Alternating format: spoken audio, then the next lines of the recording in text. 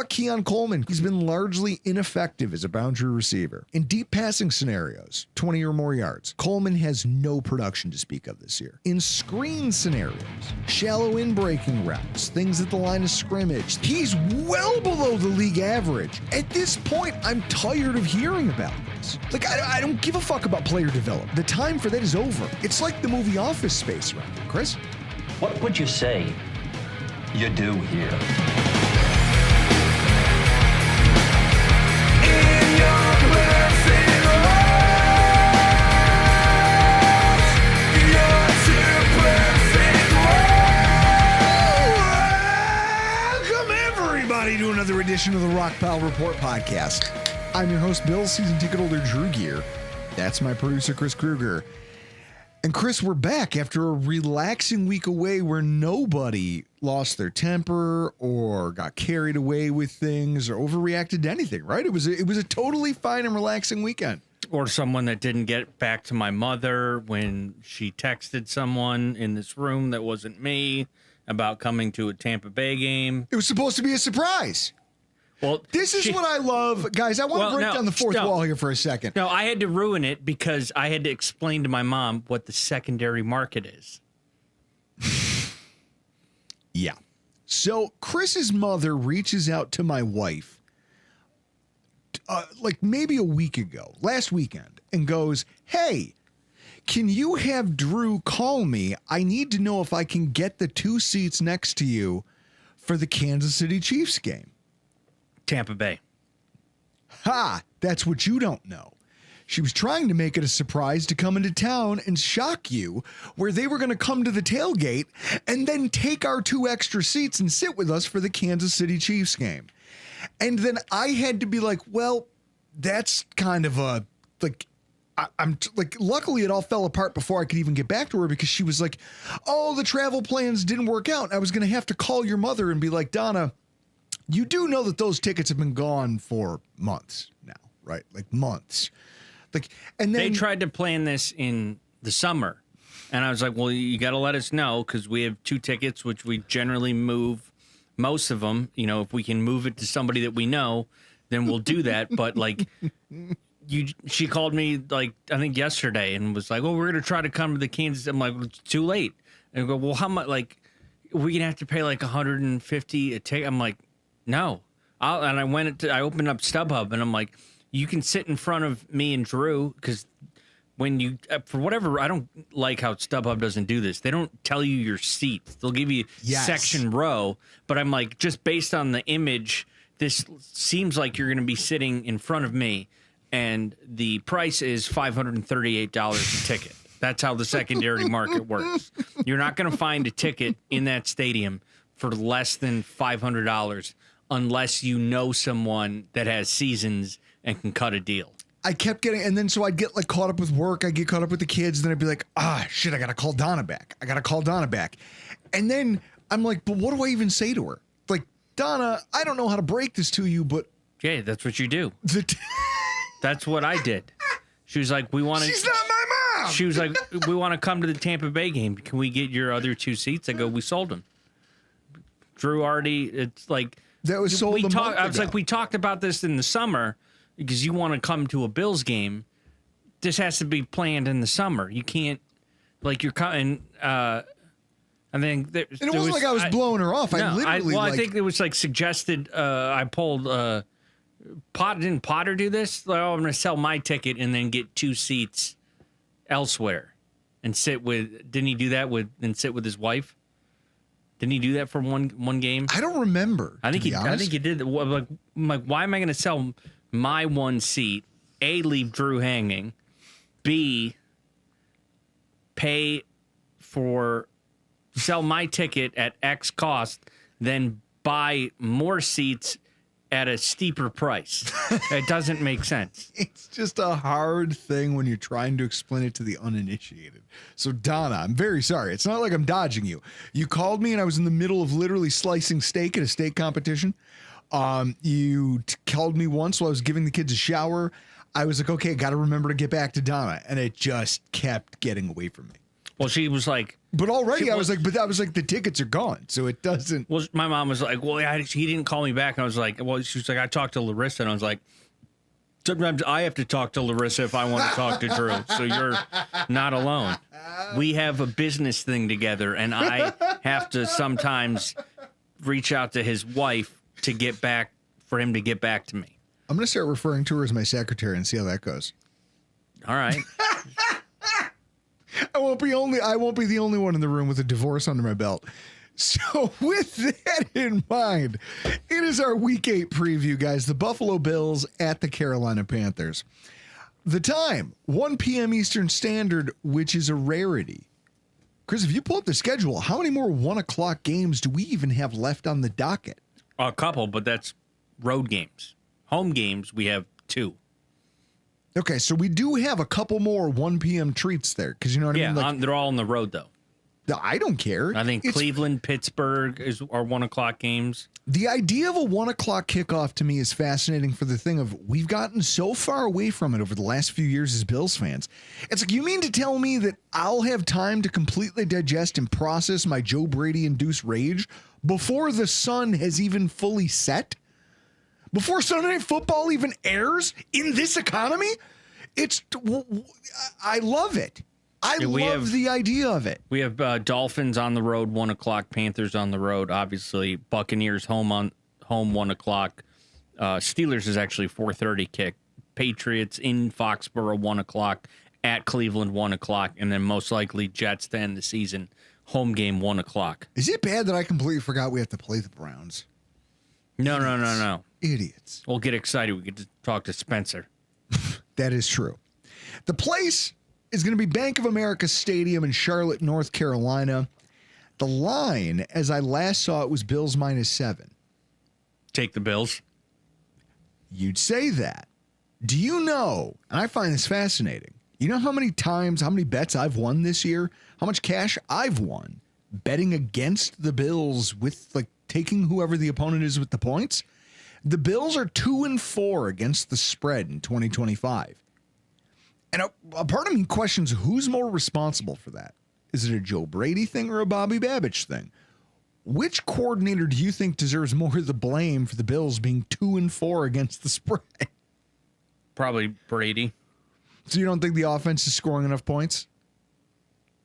I mean, they did okay to start, but they've tapered off. I don't know. I mean, when you're running jet sweeps on 4th and 1 to more, you got to rethink your inks. Why are we running jet sweeps to begin with? It's like, hey guys, want to see something cool? Here's a jet sweep to Dawson Knox. That's like the kid who's like, hey guys, I built a ramp by my mailbox, and you look at it and it's made out of shitty plywood they stole from their father's burn pile, and you're looking at it and you go, you're probably going to get hurt trying to do that. You're probably going to get hurt if you try to ramp your bike off that, but I will watch you do it. And sure enough, kid hits it, and the top drops down as he's going over the top, and then the legs stay put, and he just goes straight over the handlebars, maybe puts his teeth through his lip, and you go, well, yeah, that's because what you did was stupid. It was fundamentally flawed. It was fundamentally one of the dumbest things I've ever seen a 10-year-old try to accomplish. And then they double down on it by trying to do it with Elijah Moore. Again, Chris, not the fastest wide receiver we have on the roster. No. If we're running any sort of jet sweep, why isn't it Khalil Shakir? True. Is this, that's how you know that this whole thing is being overthought. Overthought to a degree that hurts my soul. Now, they'll expect it, Chris. They'll expect the sweep to Khalil Shakir. We better run it with Dawson fucking Knox. Do you know McDermott's record off a bye? I do not. Do you know? How about that? Let's just go. How many losses does McDermott have after a bye? I'd like to say he's probably, he's been in the league now for 2017 to now, so 8 years. Eight NFL, well, this is his 8th, so he has 7. So out of 7 bye weeks that he will have had in his career, I'm going to say he's probably 4-3 off the bye. Yet to lose. Undefeated off the bye. Undefeated off a bye week. Well, then. That's why I say Bills. Take Bills. I don't care what the point spread is. And then on the call, Chris, what do we got here? Oh, you got Adam Amin and Greg Olson. Adam Amin is only filling in because Joe Davis is calling the World Series. It's a hell of a place to be, right? Yeah. I think it's hilarious that they're considered Fox's B squad. When you take a look at, in the hierarchy of things, he got bumped. Chris, he's won an Emmy for sports broadcasting. And yet he's your B squad. The Buffalo Bills are getting the A squad treatment. And we're getting it at a discount because of Tom Brady's dumbass. Now, here's the question I have for you. How bad, since you're the sports media guy, just how bad is Tom Brady in the grand scheme of things? I don't find him to be that bad. He's still, you got to give him the learning curve, but Tony Romo didn't need a learning curve. Well, he's an anomaly. No, he's not an anomaly. You know what it is? Tony Romo had charisma. Tony Romo is genuinely just a good human being. Tom Brady sucks.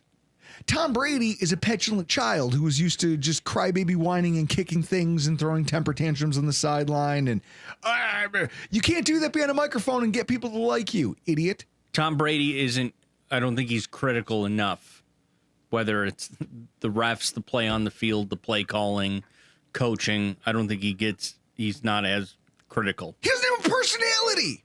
He has there's nothing about him. He's as interesting as Moss.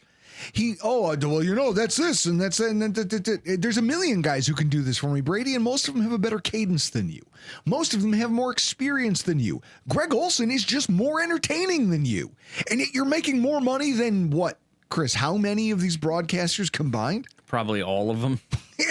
It's hilarious to me. I also find it really funny. Chris and I were talking off air about how this year they're finally allowing Tom Brady to sit in the production meetings because they were like, hey, last year you can't come sit at these because you're a co-owner of the Raiders. And we feel like that gives your franchise, since you're a minority owner, you can't be in the production meetings where we're going to be talking about what certain teams' game plans might be and different things that we might know about each team because we feel like that would give the Raiders an unfair advantage. I feel like they only relaxed it because they watched the Raiders play and they go, oh my God, we could give them the opponent's playbook and it wouldn't matter. They could pull us. At this point, the Raiders could pull a Spygate, and I don't know if it would make a difference. They wouldn't be able to do it properly. They'd fuck that up too. Yeah. Oh, the Raiders. How do you run 30 plays? How do you run 30 plays? There's been games where Josh Allen threw the ball almost 50 times. And you ran 30 total plays. Dude, could you imagine if the Raiders offensive coordinator was Greg Roman? Well, we prepared 70 and we only ran 30. That's the best. Injuries to watch for ahead of this one as the injury reports come out. For Carolina, you want to talk about walking wounded. Offensive guard Robert Hunt, Chris, their prize free agent from 2 years ago. Or was it last offseason cycle? Doesn't matter. He sucks. Doesn't matter. Well, no, he's great. He's just going to miss the entire season with the torn bicep. He's done. Offensive guard Damian Lewis, who's filling in, is questionable with a shoulder injury. Linebacker Patrick Jones was put on IR for a back injury last week. Offensive guard Chandler Zavala, out. IR with a knee injury. Quarterback Bryce Young, not yet declared, but very likely to be out with a high ankle sprain. What a meaningless game to lose your starting quarterback into against the Jets. Yeah. I feel like the Bills included every team. I think the Panthers could have got by on Sunday if they started Dave Canales at quarterback. For Buffalo, the injury list is I don't know. You've got some different, Chris, there's some nuance to this, okay? Daquan Jones, defensive tackle, and Joshua Palmer at wide receiver. Questionable with calf and ankle injuries, respectively. Both were declared week to week 5 days ago when Sean McDermott last addressed the media. Meanwhile, linebacker Terrell Bernard, who will probably enter with like a questionable designation with an ankle injury, he was called day to day. Out of the three, Sean McDermott doesn't talk much. He doesn't give a lot away.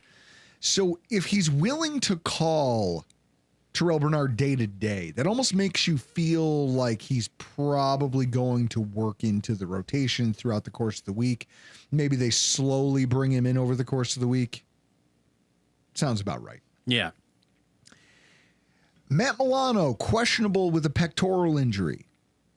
I don't think we see him again for weeks. I doubt we see him again until Kansas City.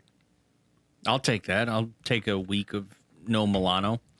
The other guy, and for reasons that we're going to talk about, and we talked about in the live show that we recorded, is the tight end Dalton Kincaid with his oblique injury. And the fact that he missed the last game against the Falcons, has a week off. We've now seen what our offense is with no Dalton Kincaid as far as Joe Brady has coordinated it thus far in 2025. I think not having Dalton Kincaid changes the way Joe Brady thinks he has to call an offense. And that's a problem for the Buffalo Bills. If you talk about his usage patterns and some of the things that he gets into.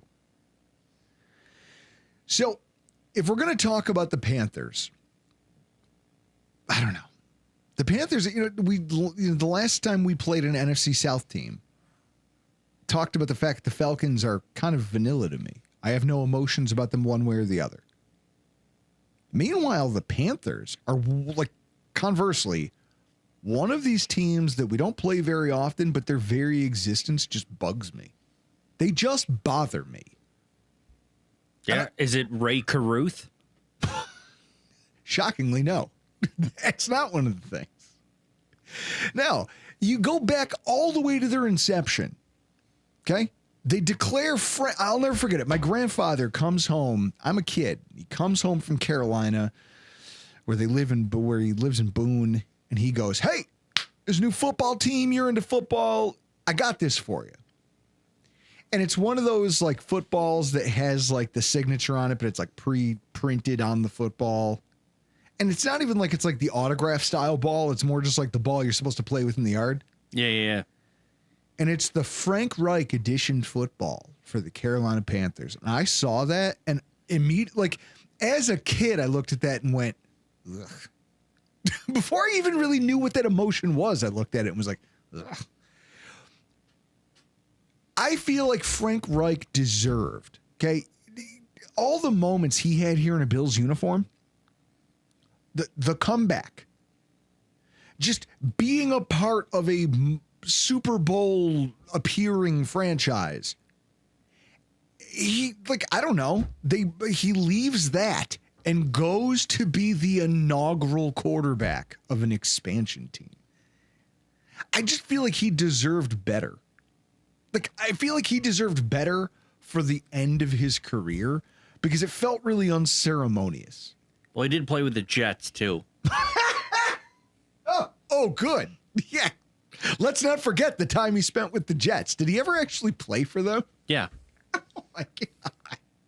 See, I've blacked that part of it out. I think it was after Buffalo. No, he went to Carolina, did 1 year, and then the Jets for one. It's like that marked the end, right? Where it's like, oh, wait a minute. You're not good enough to go literally anywhere else, but you're going to take the Carolina gig? Chris, how many games? 3 games. How many sacks? I have no idea. I mean, you had Kerry Collins, too. Yep. I don't know. What is his? Frank Reich. 12 sacks? 12 sacks in his in first 3 games. Literally served up to be a sacrificial lamb for some shitbag expansion team, and I hate it. I hate it, and I feel like it's their fault. And I've held that against the Carolina Panthers ever since. They also had Metzelaars and Beebe. Because it was people go, oh, the Buffalo to Carolina pipeline. No, it was the other way around. That's where we dumped off a lot of players who we knew were past their prime, but I just feel like all those guys, BB, deserved better than that. Ugh. Yeah. It's so depressing. And then you fast forward. I'm in college, right? I'm in college. It's 2004. They let the Patriots go 37 yards and 9 seconds of clock to kick a game-winning field goal in the Super Bowl. And you just have to watch Jake Delhomme's stupid face. Just, I don't understand. I was in college, and somebody went on a beer run, because I obviously wasn't old enough to buy beer. And they came back with Sam Adams. And I had to drink Sam Adams and watch that stupid Super Bowl. To this day, I hate Jake Delhomme for the way that game ended. I hate Sam Adams as a beer because I feel like it's... What's the right way to say this? Budweiser. The reason Budweiser Red Label nobody likes it is because it's just a terrible beer. It's heavy it's heavier than it deserves to be for having such a lower the ABV of the beer doesn't stack up with how it tastes and how heavy it feels as you're drinking it. It's awful. I've gone to house parties, Chris, where they're like, "Oh yeah, we got Budweiser in the fridge," and I've had an Arizona iced tea and then left. Because I'd rather not drink than drink that. And I feel like Sam Adams is just like the suburban version of that. Red Label Budweiser is what you drink when you grow up in North Collins. When you grow up in between Hamburg and Eden, that's when you drink Budweiser. Or like Tonawanda and Wheatfield. That's where the Budweiser heavy comes in. Those are the people. And then the Sam Adams is what the guys on the fringe in Lancaster who want to seem like they're fancy. That's what they drink. I hate them all. And I've hated that beer ever since that Super Bowl when I had it for the first time. And then you look at our record against them and the way it's gone. Chris, we've done well, right? 6-2, 750 win percentage. And for me, the one game that stands out is E.J. Manuel. Stevie Johnson. I was at the stadium for that game, and I remember thinking, this is the start of something awesome. No. It was not. What that game was Mario Williams just harassing Cam Newton. I think he had 4 sacks in that game. It was one of the most impressive defensive end performances since Bruce Smith in that game. We're 6-2, but the 2 losses we have to the Panthers are 2 of the most obnoxious games I ever had to sit through. There was the first one in 2005. Actually, let's start with the more recent one. There was the first year of Sean McDermott, right? Sean McDermott with Tyrod Taylor at quarterback. It's 2017. The Bills managed one single field goal over an entire 60 minutes of game. LaShawn McCoy averaged less than 1 yard per carry. For single-digit yards, Chris. He didn't have 10 rushing yards. And the Bills managed 8 first downs for the entire game. Not even third down conversions. 8 first downs.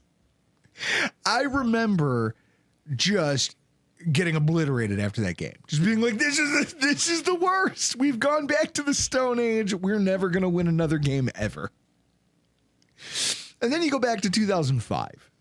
That game. I remember that. It all sucked. Both teams combined for 5 field goals. And then there's less than 3 minutes left, and Jake Delhomme all of a sudden becomes Peyton Manning and just leads this out of nowhere touchdown drive to steal the game out from under us when we have the lead. And it felt like the whole previous 58 minutes might as well have not even happened. I might as well have just gotten drunk in a parking lot by myself. It was awful. I hated every second of that game. I still remember it. And now I have to look at that and say, okay, Chris, this has the makings of a similar letdown game if the Buffalo Bills offense shows up the way it did against the Falcons. It's not happening. And then just to put a bow on top of everything that pisses me off about that franchise, it's the fact that the pipeline is reversed and we've now been hoodwinked into believing that Star Lotulelei and Vernon Butler and Josh Norman and a bunch of other Panthers cast-offs who weren't worth a damn somehow found their way onto the Bills roster over the last 6 years. I'm old enough to remember when the Buffalo Bills thought it was a good idea to trade away a young defensive back for a kick returner named Kalen Clay, who I don't even think he played a whole season for us, but we traded away a DB going, oh man, we got to have this kick returner from the Panthers. It's pathetic. Just a lot of nonsense over the years. I hate this team. And now we're here in a week where every Bills fan is salty about everything. And hopefully half the players and the coaching staff are too. Never mind the perceived quality or lack thereof of the Carolina Panthers. That's the kind of thinking I believe got the Bills into where we are today, is overlooking an opponent. Going, oh, this is going to be a cakewalk because of the Panthers. Chris, they're 4-3. Yes. Do you know that they have the same record as the Kansas City Chiefs? It's impressive. It's hysterical. And so you can't go. We as the Buffalo Bills, to accomplish the things that we want to accomplish in 2025, you can't go 500 or less against the NFC South, right? Yeah. You kind of needed to sweep that, didn't you? Yeah. And if you weren't going... the Panthers have wins against the Cowboys, Jets, Dolphins, Falcons. We lost to the Falcons. Yeah. We shouldn't have. They shut out the Falcons. Yeah. So, one, I think it tells you about the rock, paper, scissors nature of football. And two, it kind of underscores the Bills need this one. Or else a whole lot of things are going to look a lot worse than they already do. Now, full disclosure, we had a guest lined up for tonight. Chris, what happened to this guy? So he backed out last minute, but he had said in his live stream that he was spent some 5 days in the ICU. And I was emailing with him while he was in the ICU to set everything up. It is funny. I'm getting emails from Chris. He's like, I got it. I got the guest. I got everything locked down. And then he goes, oh, yeah, because I was listening to his live stream as I was driving to go pick up the food, and he said something about being in the hospital. And then I looked at my emails and saw that he emailed us and was like, yeah, some stuff came up. I got to go. Chris, I don't know his name. I don't know anything about him. John. I hope he gets well. Yes. I emailed him back. I'm like, I get it. Like, I get it. Don't worry about it. Focus on your health. I mean, I appreciate you not ghosting us because that's happened before, but appreciate you emailing us back. But, focus on your health, dude. What's hilarious is that, can you imagine if we had gotten indignant about it? If we had pulled the equivalent of like, I can't believe you're blowing off my podcast. It would have been the equivalent of Employee of the Month when Dax Shepard just out there going, this is an 81 Honda. How dare you? We are the 81 Hondas of podcasts. And the funny thing is I was going to ask him all kinds of questions about how he felt watching the Meow Mix guys quit podcasting. Yes. I think it would just be funny to hear it from a Panthers fan perspective, because look at this. Now they're 3-0 since that crappy podcast decided to publicly quit. And now, do you think maybe like the one thing they can do is walk around and go, yeah, we played a role in that. Maybe us getting national our 15 seconds of fame, maybe that lit a fire under them. That better than I would have had the scene in Parks and Rec where Ron Swanson rips the cord out of the wall and then throws the computer. Like I was on Meow Mix, I would have to do that. I would just have to disconnect from the internet altogether after being ridiculed like that for stopping podcasting because my team sucked. Why don't you start when your team sucks? That's what we did. Everyone should, right? You don't get to just, you're starting on third base if you don't. Think about all the brand new, we talk about it with Bill's podcasts. It's like, oh, they got good and all of a sudden there's 100 of you dicks. Sorry. Respectfully. there's 100 of you people now that the team's good and fun to talk about, and then none of you are having fun anymore. It's like, no, this is what it always was. It was always bad. We were always angry. We just had brief moments of respite from it. Imagine how the Kansas City Chiefs fan base must be. How many podcasts started when they got Patrick Mahomes, and then you have all these guys who have been longtime like journalists covering the team who are like, you guys have no idea. You have no idea the horrors we've witnessed. Zach, I bet there's chief podcasters out there that have no idea who Brody Croyle is. Brody Croyle. They've never had to do a recap talking about the Brady Quinn era Yeah. where they cuss out Brian Daboll. Like maybe there's a podcaster out there who we can commiserate with about what a terrible offensive coordinator Brian Daboll is.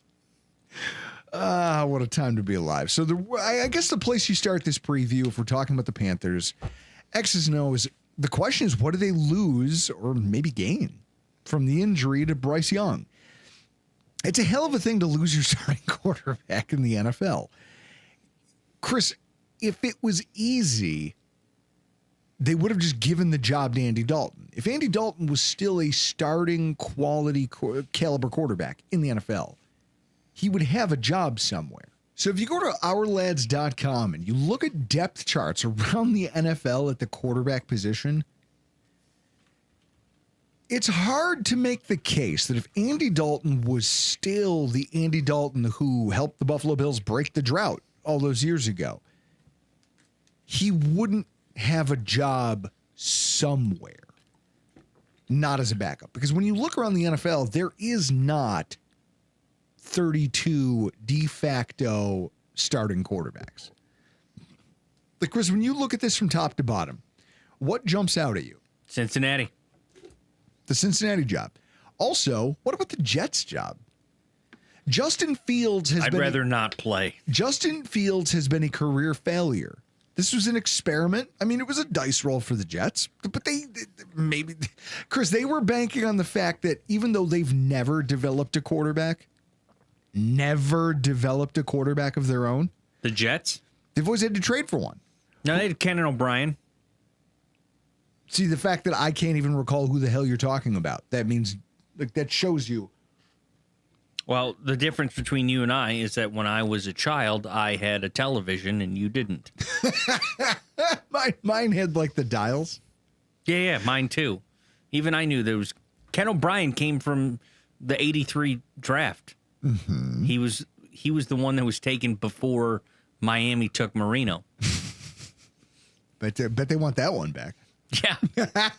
A lot of teams do. But it's the concept, Chris, of when you look around, like, I see the Jets job and I go, you mean to tell me if Andy Dalton wasn't still a starting caliber quarterback, they wouldn't have rather given the Jets job to Andy Dalton over Justin Fields? Justin Fields and Tyrod Taylor? Yeah. Like, you've got Andy Dalton backing up a number 1 overall pick. There's no way they're benching that guy. So Andy Dalton's going into this knowing he's only playing in case of emergency. And yet he could have been a part of how many, I mean, you have to go down the list now and start questioning what backup quarterbacks. Look at Pittsburgh, Aaron Rodgers and Mason Rudolph. Is Andy Dalton better than them? Probably not. Better than Rudolph. He might have been, I don't know about the Colts, Daniel Jones and Riley Leonard. Well, I'll say this. So before the season started, now Daniel Jones in this offense, they look like a wagon. But right now, I guess the reason I'm doing this, and I'm looking at Geno Smith. Geno Smith looked good with the Seahawks, and he's been terrible with the Raiders. And Kenny Pickett is his backup. You mean to tell me that Andy Dalton wouldn't have gotten better or same money to be in a nicer climate on the other side of the country? Although, is Carolina's weather better than California's? I mean, it's humid. And then you get to the bottom. I guess what I'm pointing out here is that Andy Dalton is no longer good, or at least a high-end quarterback option. And if you watched any of the last of the Jets game last week, you could see that. So the question is, what changes? One of the big pieces is the mobility. And that's big if you're talking about the Buffalo Bills and the way that they're going to have to prepare for this defensively. Like one thing that I went back and looked at when I kind of heard that he wasn't going to be playing, I said, okay, how much does a mobile quarterback who can run and extend plays with their legs, how much does that matter to the Bills' opponents? Chris, in week 1, the Bills gave up 5 rushing first downs to Lamar Jackson. 5. But it's Lamar Jackson, right? So that's that. They gave up 2 rushing first downs to Justin Fields and another one to Tyrod Taylor. So that's 3 from the quarterback position. They let Tua Tagovailoa get away with 1. And it was a big one because it converted a 3rd and 7. Spencer Rattler got away with 5 of them. It kept his ability to extend plays with his legs, kept the Saints offense on the field, and kept them in the game. Drake May, he only had 1. Okay, he only had the 1. But it was a big one late in the game. And then Michael Penix, we didn't let him get a single rushing first down. And at the end of the game, that mattered because it at least kept them, kept the Bills in it, gave them a puncher's chance. The idea that having a mobile quarterback on the field by default makes your defense more vulnerable because it's one more thing you have, or at least a younger athlete. You have to prepare for that. Andy Dalton is not going to fool anybody with his foot speed at this point in his career. No. And I don't think he was ever really that athletic. But the other thing that I see is that inside of that line of scrimmage to 10-yard depth of passing, Bryce Young gets away with a lot in terms of how they orchestrate their passing attack simply by being in motion, simply by them moving the pocket. They'll call bootlegs. They'll call plays where they drop back, play action, and then they move the pocket to move him behind one of their tackles, who they spent draft capital on. I mean, Chris, if you want to pull up the RLADS chart for these guys. So when you look at this, I think that's probably the biggest thing you lose is that a lot of the explosiveness that you need to come from the quarterback position disappears when you swap out Bryce Young for the red rifle over there. And also, it is telling that when he's not blitzed, Bryce Young is pretty good. For Andy Dalton over the course of his career, if you go back to last season, you go back to the season before last, he really struggles anytime there's pressure. Anytime there's pressure applied and he's had to play a significant number of snaps, you watch this. Like in 2022, he took 290 attempts. Under pressure, like when teams blitzed him, Chris, touchdown interception ratio goes way up from touchdown to interception ratio. And then it's when he's kept clean. It's just fascinating to watch a guy who has it between the ears but doesn't have the physical capacity to execute it anymore. And even in last week's game against the Jets, when he was brought in after the Bryce Young injury, you could see frustration between him and some of the receivers where he sees a guy open. He throws the ball. He just doesn't make it. That's something the Bills are going to have to be able to capitalize on for a team that is probably now, knowing what they are, going to have to try to funnel the offense through the strength of their offensive line and their rushing attack. And as we talked about at the top of the show, their offensive line is missing bodies. I don't know what they have at the skill positions. And I think that's the other thing that kind of damns the Carolina Panthers in this one. When you take a look at their wide receiver group, Chris, you at first brush said, oh man, look, they've spent first round picks. After you and I talked, do you still stand by that? I mean, they're not good. Guys, Ted McMillan, top 10 draft pick in the NFL, went to the Carolina Panthers. He leads the team with 52 targets in 7 games. 52 targets in 7 games. If you break that up, Chris, do you know what that means over the course of an entire season if he keeps his pace up? No. Would you say 150? So 52 divided by 7. He's averaging 7.5 targets a game. which if you break that up over a 17-game schedule, he winds up right around 128. 128 targets. And he's only catching 57% of them. He's in like Kelvin Benjamin catch territory. That's not good. No, it's not. He makes some highlight reel plays, but it's not good. And I think the other thing that's not good is the fact that outside of Tet McMillan, catching 413 yards worth of passes and 2 touchdowns, I got Chris with this one earlier. The second most targeted receiver and the second leading receiver in terms of yardage on the team is Xavier Legette. When I say that, Chris, how many yards did you say you thought he might have? So somewhere around like 400. It's 142.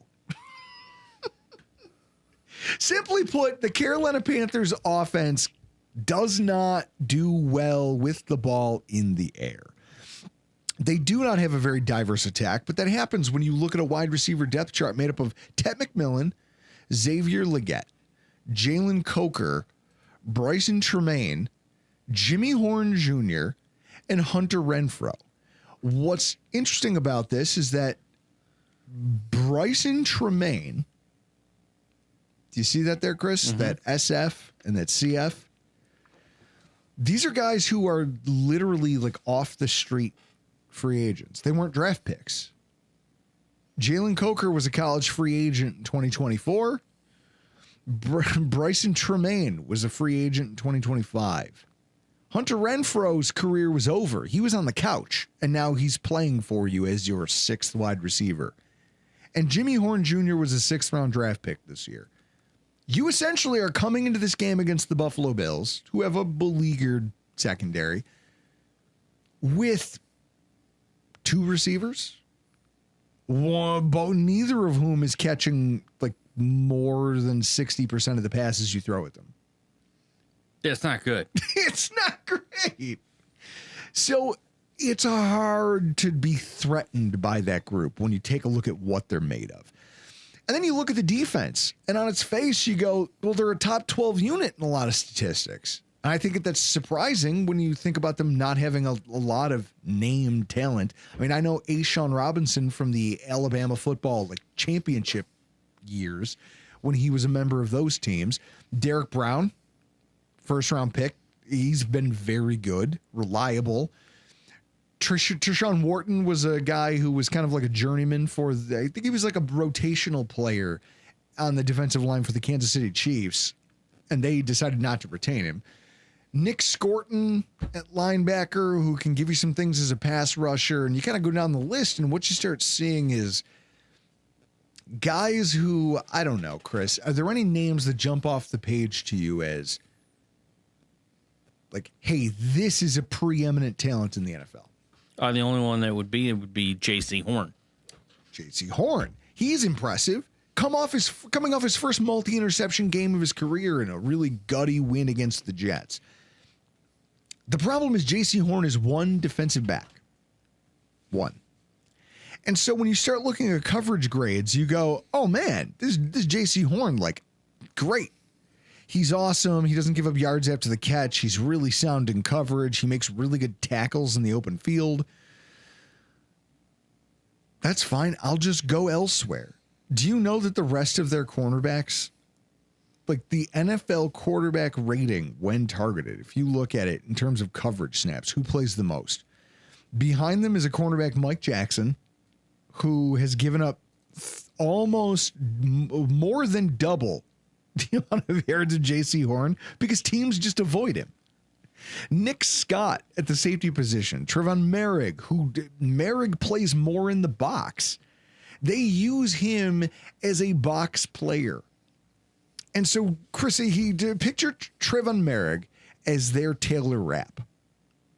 Except he doesn't hurt people or his own teammates. Yeah, he doesn't hurt his own teammates. That's probably the trade-off. The worst coverage person they have is starting linebacker Christian Roseboom. He's been really, really poor, and he's second on the team in yards after the catch allowed next to their outside boundary corners. He's been picked on quite a bit. I mean, he's giving up a 86% completion percentage against. running backs, tight ends. There have been some big games against this linebacker core. They don't have any stars. Gone to the days of it's funny, Shaq Thompson is on our roster. Probably going to play in this game.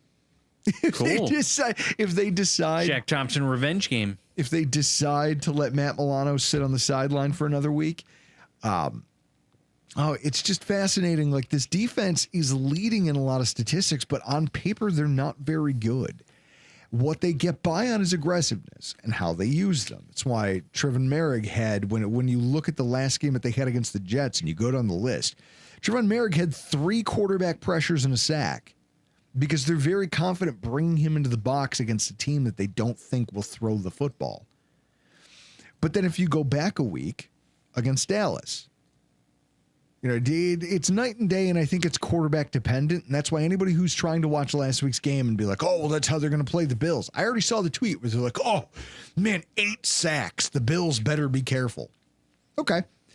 They had 24 pressures last week, again, or on Sunday against the Jets. Against Dallas, Chris, they had 7 as a team and no sacks. Because they sold out to try to play coverage, and they're just like, hey, we have to drop back and cover. The difference between the Buffalo Bills and the Dallas Cowboys is we will pound you with the running game and a really good offensive line if you do not attack our line of scrimmage. I think that for everything that we're worried about how the Jeff Ulbrich and the Falcons showed everybody the blueprint. And Mike Vrabel and their aggressive way they handled our offensive line showed teams the blueprint on how to shut down the run. You still have to have the tools to go do it. And I don't think the Carolina Panthers do. I just don't. Like, Derek Brown he's decent. The fact that when you look at who your leading pass rushers are, one of them is your, like, Trevin Wallace, one of your linebackers. You're trying to blitz in the A-gap. Okay, well, we have a really mobile quarterback. And I'm hoping we have a smart offensive coordinator who can work his way around that. I really don't see much to be worried about in this one other than, hey, because, Chris, if they sell out, I think that you need to be the better football team and simply work around it, correct? Yeah. If they try to replicate what the Falcons did, what the Patriots have done, they're doing it without the horses to execute it. And that way you have to make them pay for it. And that brings me to this week's keys to victory. Wow, that's a lot of keys. Bigger the keychain, more powerful the man. I think one of the keys to victory is Joe Brady against pressure packages. I have no doubt in my mind that after watching the last 2 games that the Bills have put on tape, the Panthers D coordinator is going to want to try to replicate that. That would make sense. It would make sense that they would approach us more in that way than they did when they played against the Dallas Cowboys, correct? Mm-hmm. Okay. So they blitzed on a crazy percentage of their downs last week. If they do that against the Buffalo Bills, with the book being out, and this is the way it is until you and your offensive coordinator do something about it, this is a really easy way to do it. Funny thing about Jeff Ulbrich, Chris, do you know that twice now on the Jets staff, and again here as the coordinator for the Falcons, he's used blitz packages and pressure to just completely unravel Josh Allen. Checks out. And teams are noticing. I think it's going to be tough sledding if the Bills don't have an answer for this, but at the same time, just like the last NFC South team that tried this, you have to steer into letting your tight ends and running backs pace your passing attack. When you talk about having a preeminent talent like James Cook and even a really good third down back in Ty Johnson, they need to be a focal point of the game early. Because that's how you're going to say to them, stop blitzing me. Don't blitz, because I'll build in a blitz beater here. I'm going to put in blitz beaters into most of my play packages so that when you do this, Chris, you go back to that pass where Josh almost connected with Khalil Shakir in that Falcons game. Yes. And if the pass is complete, he's off to the races. Nobody catches him. Mm-hmm. You need to make that a focal point of your attack. if they come, you let them and throw a slip screen behind them. And that's the approach. We watch teams do this every single Sunday, and the Bills have refused to do it so far through 2025. I think you commit to it in this game. You force them to do it because you look at it, and other teams have gotten away with this. When the Panthers lost to Arizona earlier this year, running backs were 5 of 7 for 48 yards and multiple first downs. It's nothing special. It's just know that when the blitz comes, don't tell you Ty Johnson, hey, I want you to hang in here and try to pick up a blitzer. The play should be, if you see the blitz coming, trust that Josh Allen's athleticism can get him out of trouble, and you go find a soft spot on the field and make yourself available. That will pay you far more benefit than anything they've been trying to do over the last month of football. I think that's one of the keys to victory. I also think that Bobby Babich has to learn how to win with two high safeties. Adam Pencil, he had this fantastic tweet kind of thread, which we're going to put the screenshots up here for you. But it's fascinating because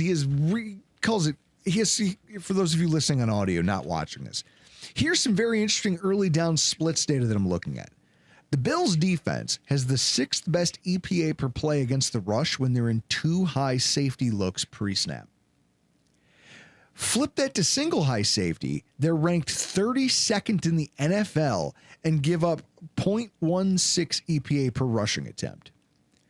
Early downs, but against the pass instead of the run when showing a single high safety. When they rotate to cover 2, they're the 3rd best EPA per play defense.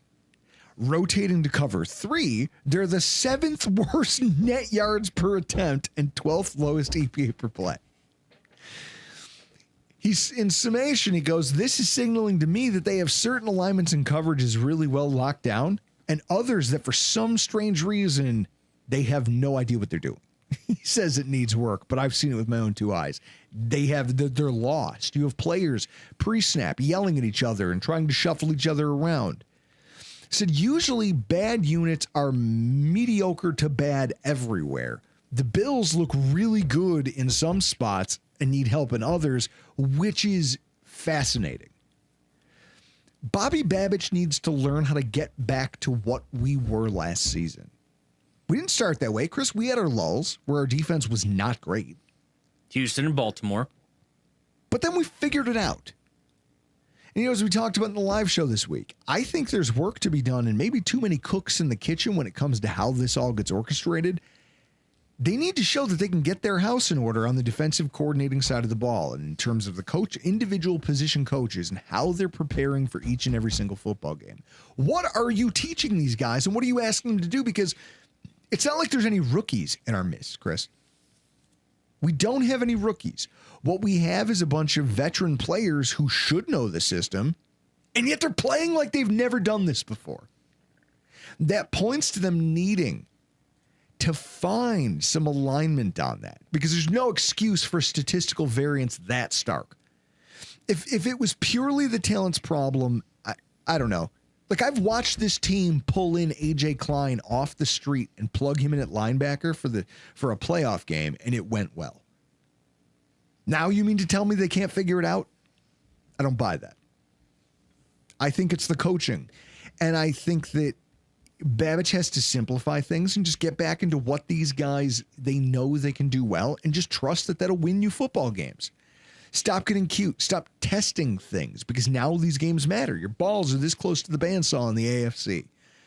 If there was ever a confidence builder game to show you, hey guys, we can get back to basics and just go win a football game, it's got to be this one, right? Yeah, we're going to need it because the week after is the Chiefs, and that's kind of important. This has all the feelings of, well, I'll say it in a second. My last key to victory is don't be afraid to shake things up. The Buffalo Bills can't be afraid to hurt some feelings coming out of the bye. Taylor Rapp has been his career worst in a lot of categories this season. In 2024, he was the team's highest rated tackler. He's currently 22nd on the roster on a team that starts 11 players on defense. And he leads the team in missed tackles. 3 of his missed tackles aren't even against the run, but they're out there in pass play situations, which is more damning considering he's 4th on the team in yards after the catch allowed.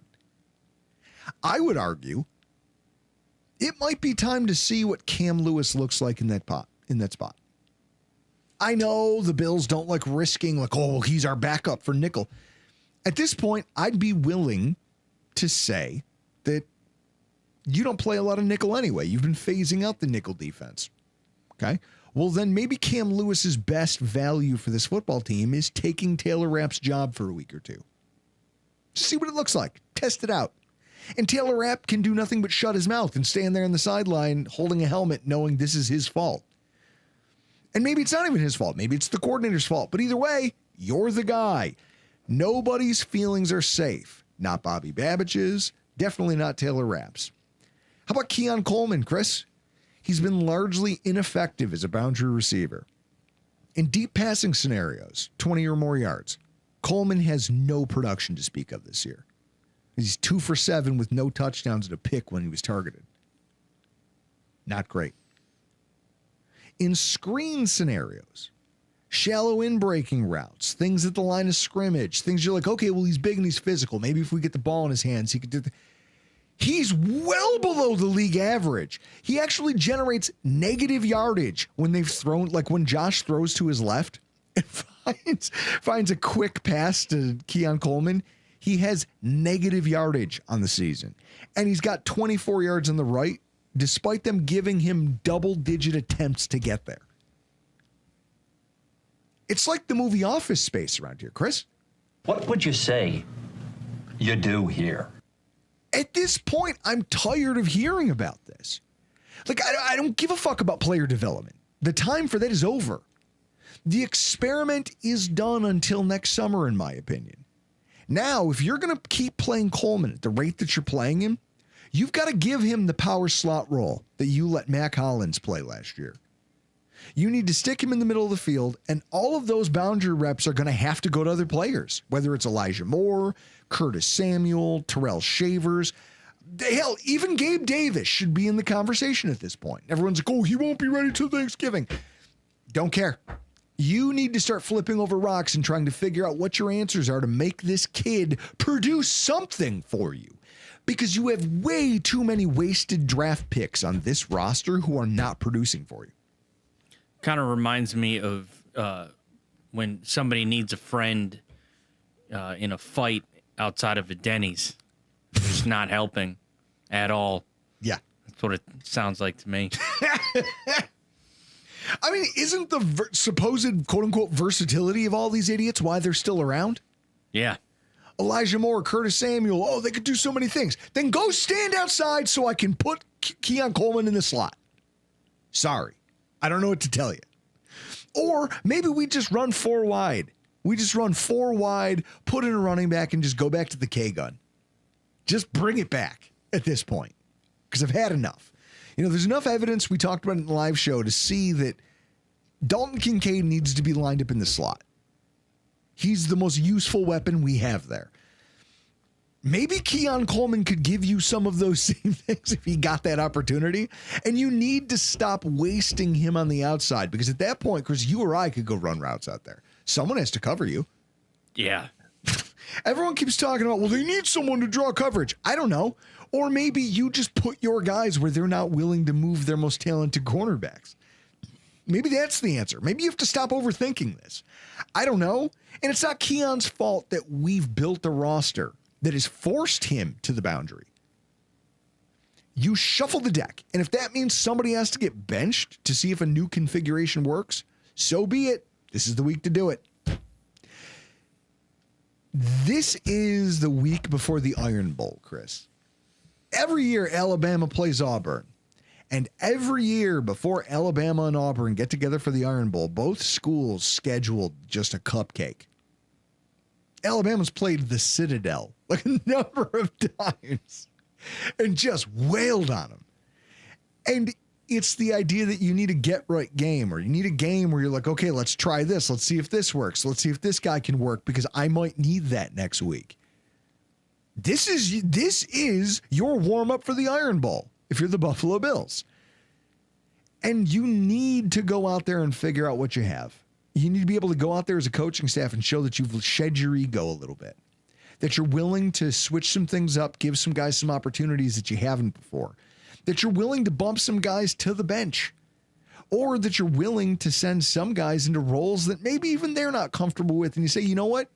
Does your check clear the bank? Then shut your mouth, Elijah Moore, and go out there and play on the boundary. I don't know what to tell you. There can't be any ego from anyone in this franchise, from the top on down, not the head coach, not the coordinators, not the players on the roster. If you want to be a winning football team, it starts now. And it starts with having the flexibility to do things different, do some things that you haven't done yet in 2025. If they trot out the same thing that they went into the bye doing, I don't know if they'll lose, but it'll signal something is significantly broken with the 2025 Buffalo Bills. Hopefully I'm wrong. Can't wait to see it. But for tonight, we got to get the hell out of here. I'm Drew Gear. That's Chris Kruger. This has been your Rockpile Report.